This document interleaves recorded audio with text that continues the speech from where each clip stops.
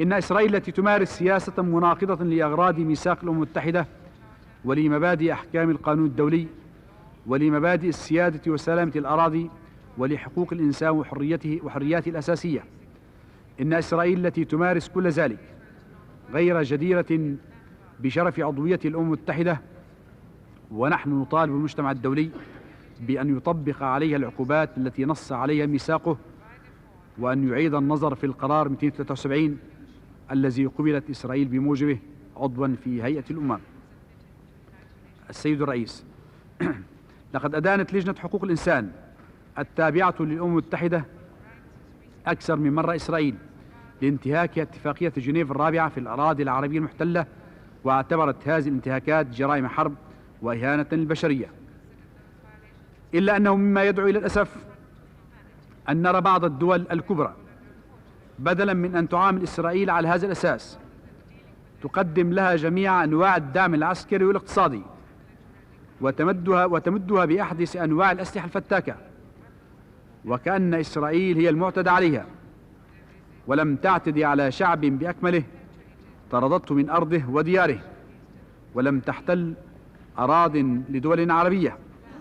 إن هذا الدعم العسكري والاقتصادي من شأنه أن يزيد نهم إسرائيل على التوسع والعدوان، وأن يزيد من تعنتها وتحديها لقرارات الأمم المتحدة. ولو أيدت هذه الدول جانب الحق والعدل ووقفت بحزم ضد التعنت والصلف الإسرائيلي، لما تجرأت إسرائيل على انتهاج سياسة تتناقض مع ميثاق الأمم المتحدة وقراراتها. إننا نناشد جميع الدول دون استثناء أن تقطع كل أنواع المساعدات الاقتصادية والعسكرية عن إسرائيل،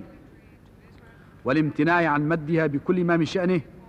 أن يساهم في تثبيت الوضع الراهن ويشجعها على الاستمرار في عدوانها على حقوق شعب فلسطين وعلى الأراضي العربية المحتلة. ونظرا للمسؤوليات التي حملها الميثاق لمجلس الأمن في حفظ السلام العالمي، وإلى أن جميع سياسات إسرائيل وممارساتها